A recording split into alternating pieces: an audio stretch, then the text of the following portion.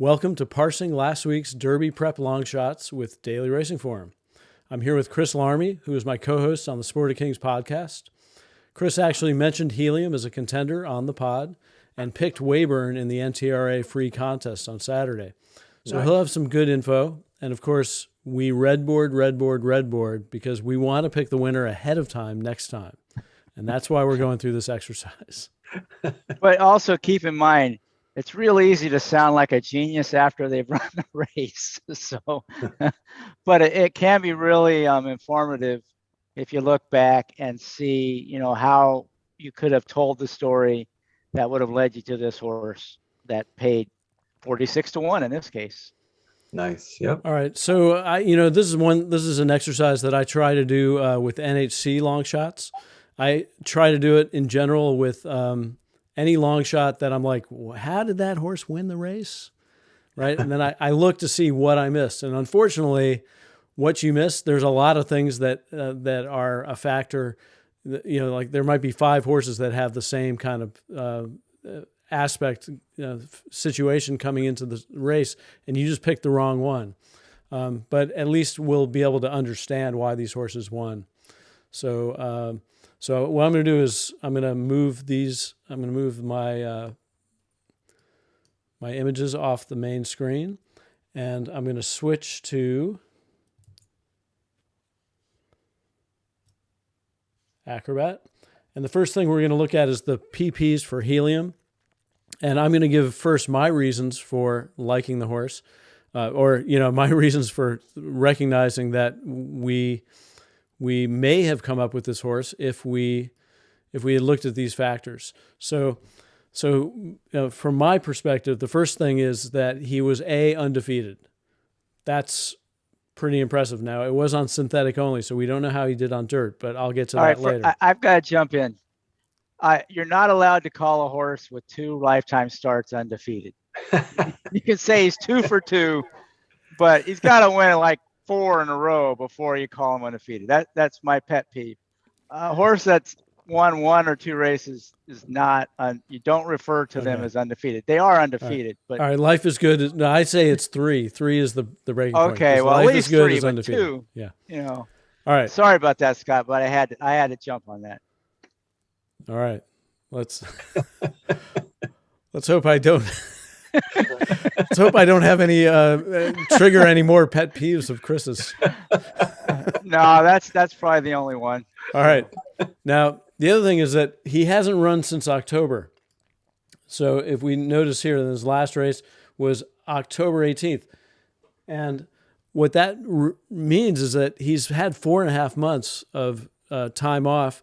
And when they're young 3-year-olds, that's an important amount of time. I mean, that's 4.5 months to develop. So he only needed 9 buyer points to match the favorite in the race, Candyman Rocket. So that's another factor. And I think that's probably the most important factor. And Chris is going to elucidate on that in a few minutes. Another thing I want to point out is that he had this. It doesn't actually show here. I mean, he had a nice bullet workout, right, going 5 furlongs. But I'm going to actually switch to a PDF that has all his works. And that, when I look at all his works, now this is something that I didn't notice. I guess I didn't look closely enough at it. When I had handicapped the race, which was Friday morning, so it was like 36 hours before the race. But you'll see here that on December 27th at Fairgrounds, he ran a 59.4, 1 out of 59 bullet. And that's really key because that's like the best 5 furlong workout that he's ever run. And, his best 4 furlong workout ever was 47.2, which was a bullet in July. And he ran a 47.3 in January. So his workouts are solid, but the key one, the one that I normally mark and say like this is worthy of notating, is this one, the 59.4.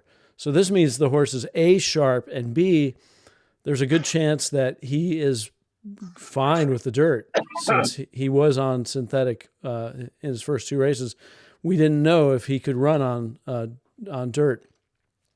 The other reason to like him is that he is a half to Mighty Scarlet, and even though Mighty Scarlet was a turf horse, she was a good quality horse. So that was something to put in the positive column for him.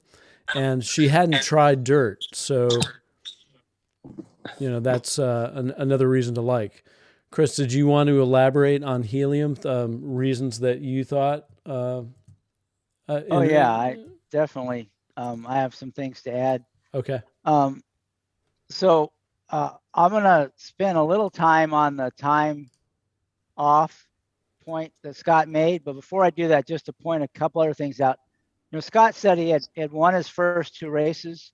I think that's important, but also the margin of victory was really large, and it was on synthetic, where you typically don't get a lot of separation between the horses like you do on dirt. It's more like turf than dirt in terms of how the races are run.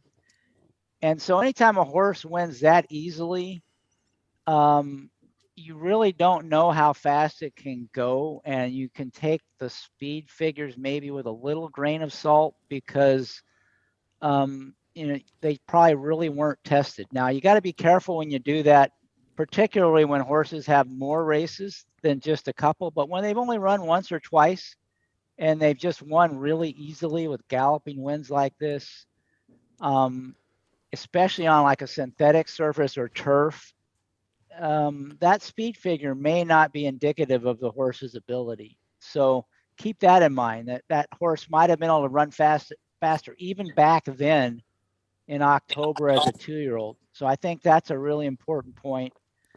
Another point is, and this is something you don't see in the form necessarily. You could look it up in Formulator if you were using it. You can look at the breeding on the horse. But this horse was really bred to go longer distances. And if you know Thunder Gulch, she's kind of hasn't been around for a long time, but he's a real good broodmare sire, and he really puts stamina in the progeny that go through the broodmare sires that he's put out there. So you knew this horse would get better with distance. The big question mark was the surface switch from the synthetic to dirt. And the horse's breeding on the bottom side was kind of neutral. On the top side, Ironicus was a really nice turf horse. So definitely lean turf. But the fact it ran so well on synthetic, it's a little more promising that it might run well on dirt than if those races were on turf. And Scott knows this because we've been handicapping together for a long time. Back when they first came out with the synthetic tracks, it was Polytrack at Turfway Park. And one of the things that I discovered early on was some of these horses that began their career on the synthetic, on the Polytrack at the time, they would just pop a really big number the first time they went from synthetic to dirt. I called it the Poly Pop. That was my nickname for it.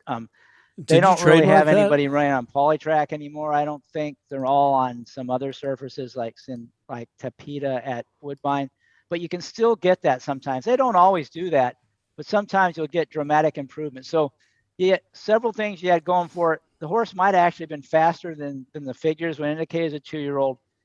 It mightn't be really destined to run better on route races, and it was going to route for the first time here.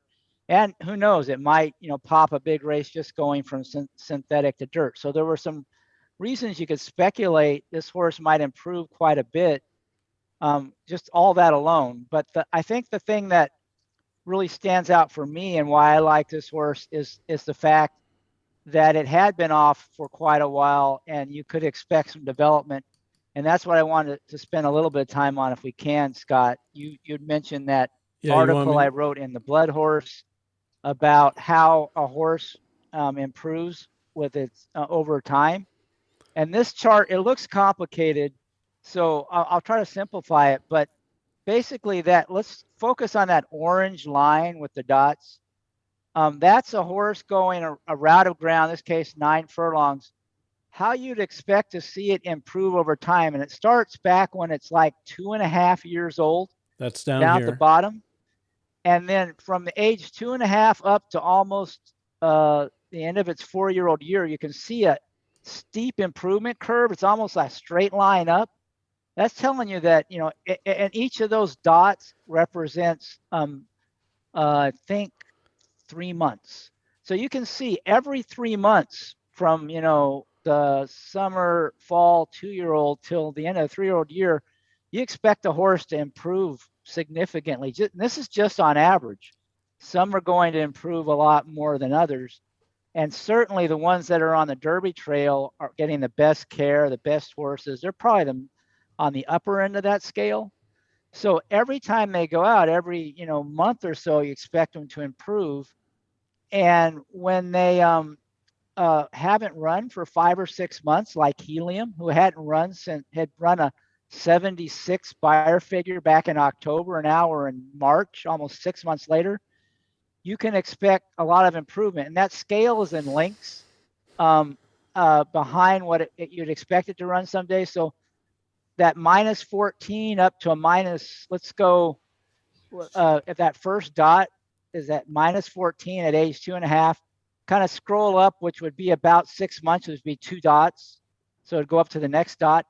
You kind of expect it to improve just on average. A horse that if it's developed and it's fit and ready to run, it could run about 8 to 10 lengths better than before. And on the buyer scale, that's like 15 to 20 points. So, or at least 15 to 20 points, probably that you could do that, or at least 15 points. So, but let's just say 20 points, or 15 or 20 points, and it was running a 76 when it was back in October. You could kind of project this horse could run somewhere in the 85 to 90 range, just with normal development. And also, it might run better because it's routing for the first time. It might run better because it's catching the dirt for the first time. So there's a lot of pluses on this. And this is based on, well, if you see at the bottom, the biological age of the horse. Because, we say all these horses are 3-year-olds, but they weren't all born on January 1st. Some are born later than others. And if we go back to the DRF for HELIUM, you'll see he's actually an April foal. So he won't be 3 years old until April. He's not even 3 years old yet. So he's he on was that really real steep. He was really 2.5. He was 2.5 years old when he ran that 76. That's right. Right, and now he's like 6 months. He's 6 months older, so he could have improved. What the average is 7 lengths from in that 6 month period. And he may have improved more than that. We don't know. But either way, like there's upside, and Chris is really good at sort of shooting, trying out horses that meet these conditions, that have run fast early. I actually did it in that race. I chose sitting on Go as the horse that I thought had that potential. But there was a difference between Sitting on Go and HELIUM, and the problem was that Sitting on Go was completely off form in his last 3 races, whereas HELIUM had not lost a race. And he had the good workout. And he has a trainer who can, bring 3-year-olds back and run well off the layoff. He did it with Will's Way, I think, 2 years ago. So in my mind, I'm looking at that horse with the 76. If we go back to the DRF, I look at HELIUM. He ran a 76 back in the fall last year. I say he's an 85. I would write in a red pen if I was marking up paper, 85 to 90 on that. And you start scrolling up and down the sheet, 85 to 90 looks pretty darn good in this field, which didn't have anybody. Candyman Rocket was 7-5 with 2 85s. Yeah. So, I mean, to me, I'm getting 16 to 1 on HELIUM, and I don't know, 2 to 1 on Candyman Rocket. It's a no-brainer. You put your money on HELIUM. Now, so just that one trick of being able to project improvement from 2-year-old to 3-year-old, and even from 3-year-old to 4-year-old, though it's not as dramatic. All of a sudden, these races, these horses that look like real long shots to most people when they look at the daily racing form will look to you like, wow, this horse is really live. And a lot of times that improvement's not built into the price, and you can get some value. And this was an example of that. There's still a lot of unknowns. He may have been this horse wouldn't take to the dirt. He may not have been ready off the layoff. There's a lot of question marks. But that you kind of get paid for that in the odds as well. And so these are the kind of horses that aren't nearly as speculative as they seem. And that if you play them on a regular basis, you're going to lose most of the time, but when you win it, it will more than make up for the losses. And that's the sort of horse you're looking for, as a horse player, betting the races. Okay. Well, I think that's pretty well covered on Helium. Let's go through Weyburn, and then we'll open it up to questions that people might have. Let's switch to Weyburn, who went off at 36-1 or something. I think it was 36-1. And here are my reasons for liking Weyburn. Now, I didn't pick him in anything. In fact, I totally speed handicapped this race. I don't even remember who I picked in this race. I just the only reason I handicapped it was because I needed to put in picks for the NTRA free contests. But the first thing I'll say is that his best race was November 14th, which was also a long time ago as a 2-year-old. And he ran a 76. So he's had 3.5 months to develop since that 76.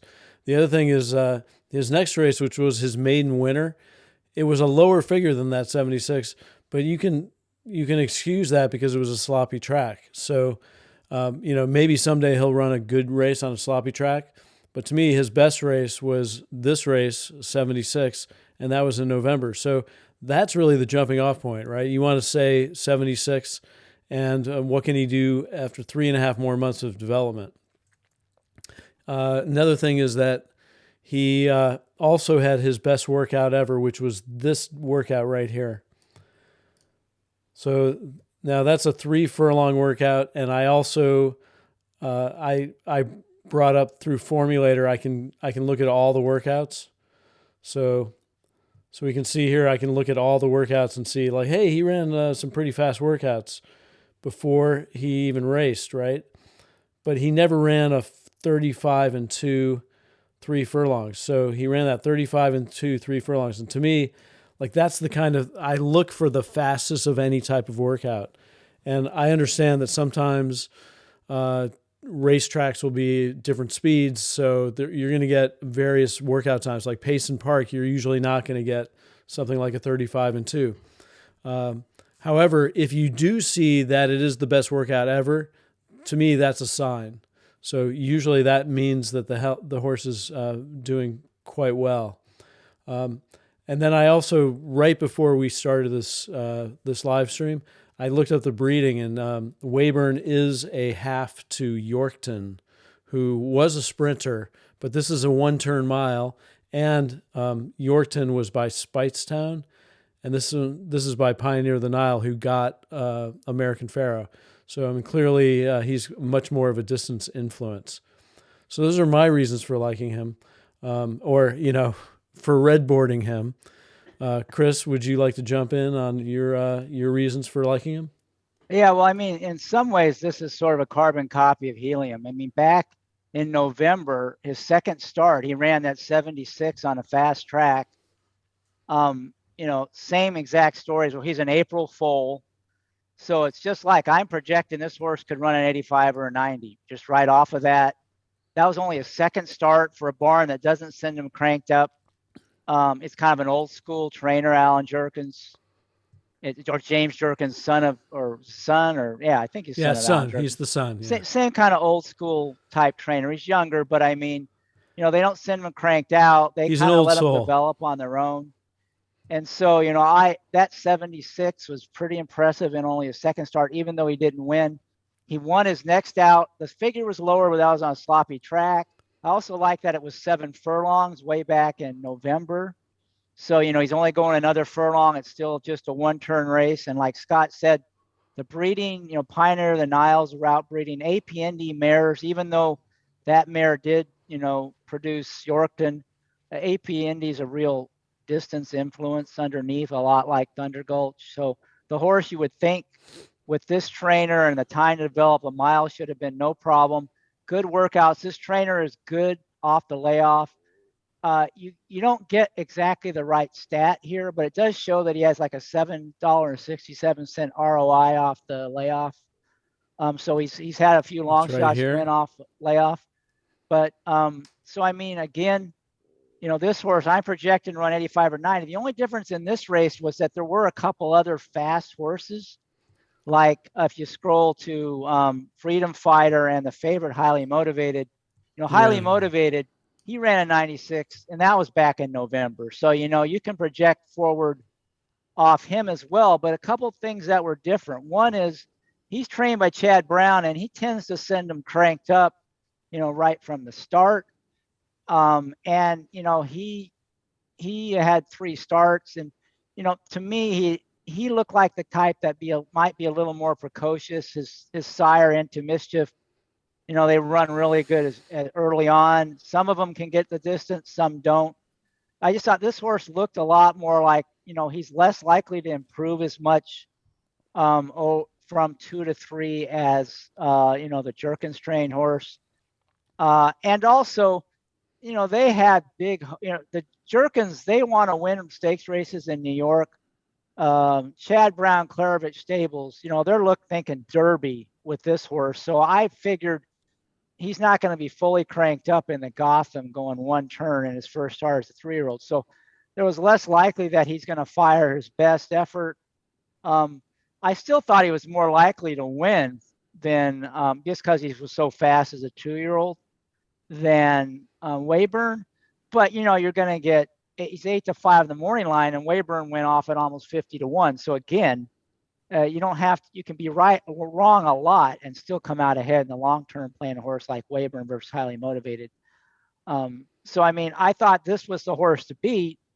And the other Chad Brown horse, was ran really good in debut. So I mean, this race there was more likely for this horse, WEYBURN, to run well and hit that projection that I'm giving him and still lose than HELIUM. HELIUM, I figured if he ran to that number like a 90, he would win the race. And he did. He barely did, but he did. But, I knew that there's a chance maybe WEYBURN runs and one of the Chad Brown's horses still beats him, and maybe even the Baffert Shipper, who looked more like a sprinter. But, maybe he holds on and wins. So this is the kind where betting, I would probably save with an exacta underneath just in case the horse fires and then just gets beat by a better horse, like Highly Motivated.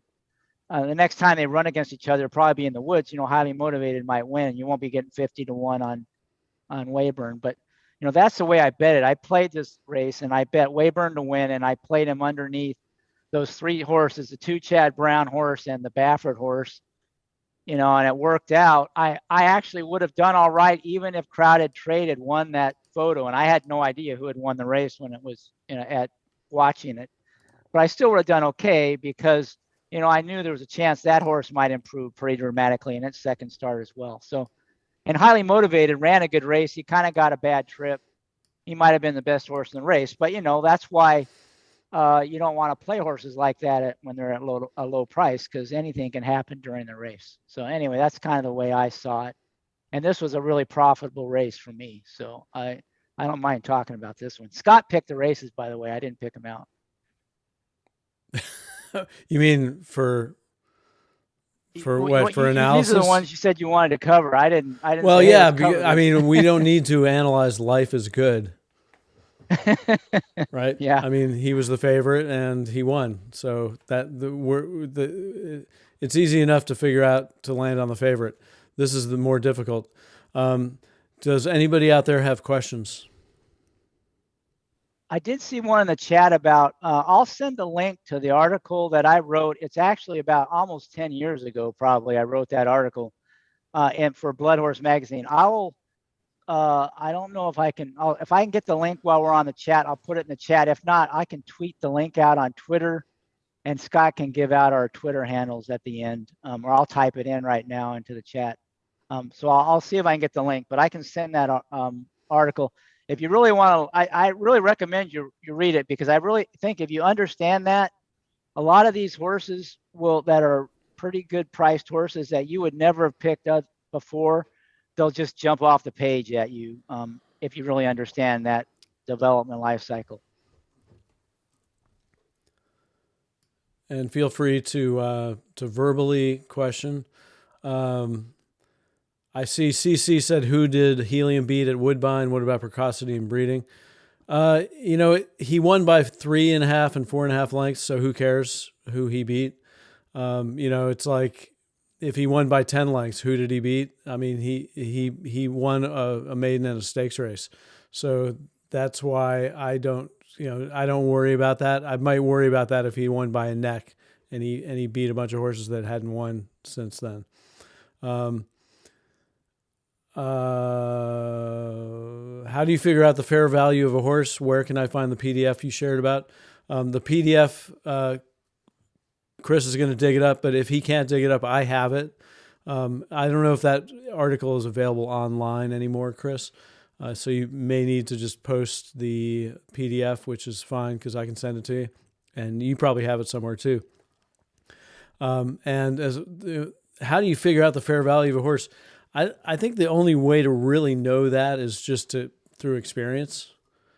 Correct me if I'm wrong, Chris, but I think you just got to play for a while, because otherwise it's really hard to determine if a horse is 6 to 1, it should be 3 to 1, and it's subjective anyway. So. Yeah, it is. There are ways you can do it. I did actually do a YouTube video once about how to do a simple value line. So I could maybe I'll put that link out there. I'm not saying. Yeah, but you're only going to be 15 in that one. What's that? You're only going to be a 15-year-old talking about value. Yeah, probably.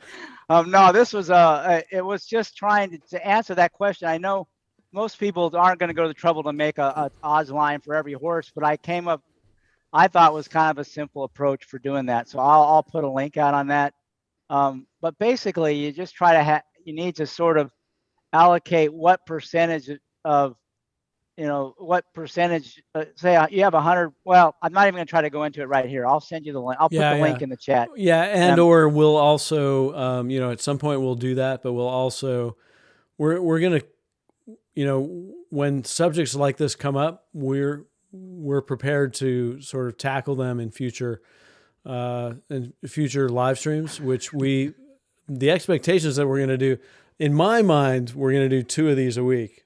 Now, I don't know if Chris is going to be on all of them, but that's what I'm thinking, like one before the weekend and one after the weekend. I like the one after, because then I'll get them right every time.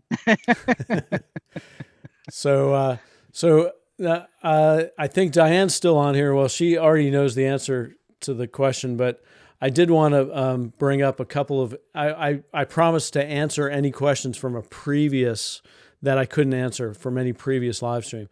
So I'm going to switch to a different browser here. And the first thing is that track variant. I don't know where these colored lines came from, but when you're on the racing forum and you see that, I have no idea why those things are there, but when you see this number 8712 right here, yes, to the odds, somebody asked that question last week. The answer is it's not. The 87 is 13 ticks off the best speed at the distance in this race in the last 3 years. So I thought it was a track record, but it's not actually a track record. It's just the 87 means that he was 13 ticks or 13 fifths of a second off of the best time for this race in the last 3 years. And then 12 was the average for the other horses, the winners of the other horses, the other races that were at the distance. So it's, as Chris said in the last live stream, it's a pretty useless stat because it's just pure numbers. You could probably find that stat somewhere where it's good and it reflects like a 20 to 1 winner, but it's completely random. It's completely machine driven. There's no subjectivity to it whatsoever. So it's like an automated speed figure without any. And I liked when the guy said, well, they ought to get rid of it. And then you answered, well, somebody might get upset. And I thought that was funny because somebody probably would get upset.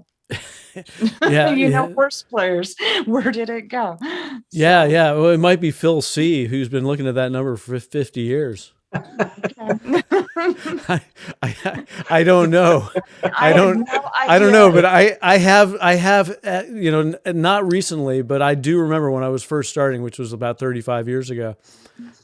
Somebody was like, "Oh yeah, that number's really important." Well, it used to be based off the track record years ago.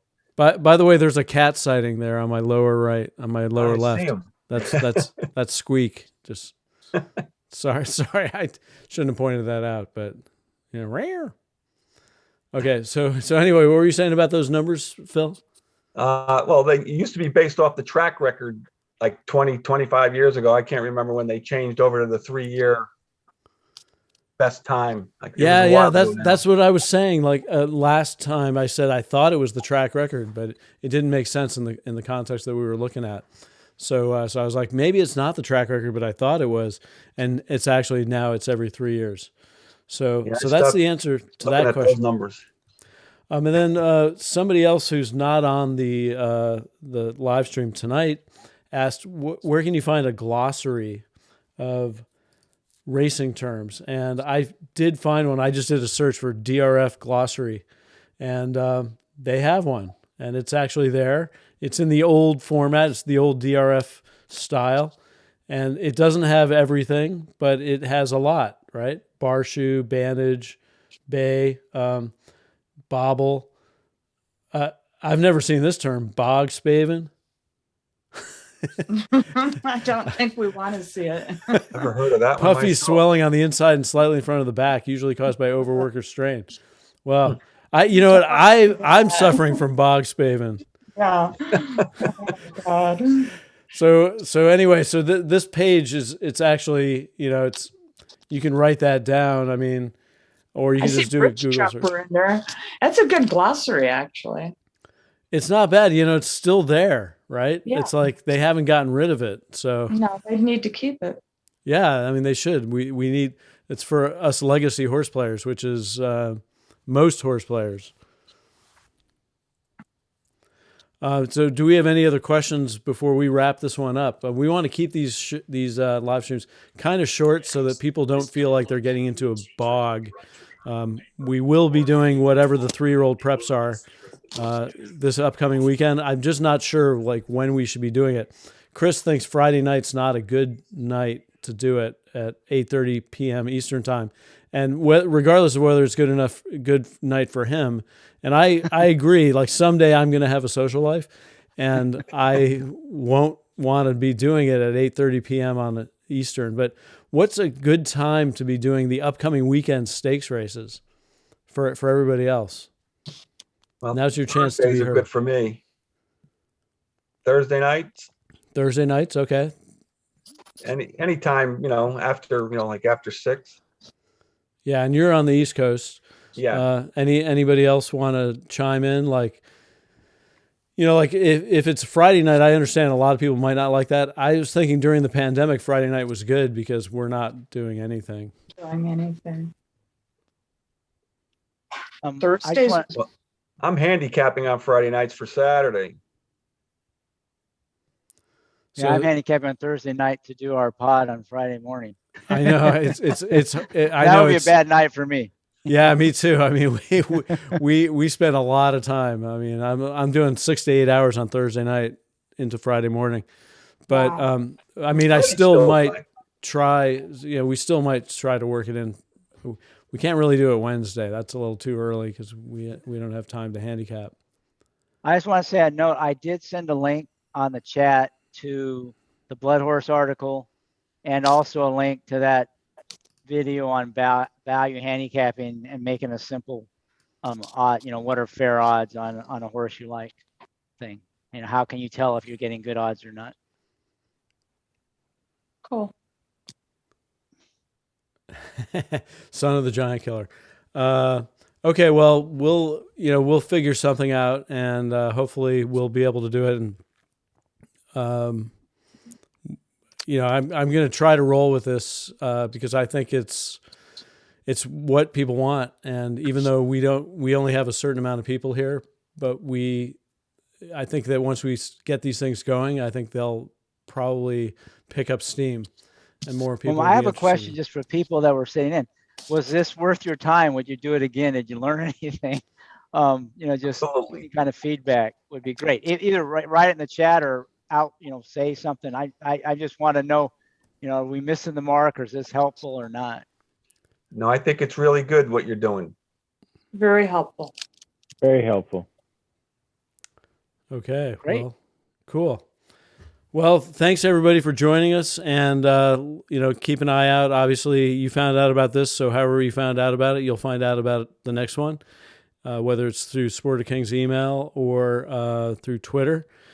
Thanks for joining us, and I thought it was pretty fun, and that we got bot attacked, it made it even more interesting. So Yes, we did learn one important lesson.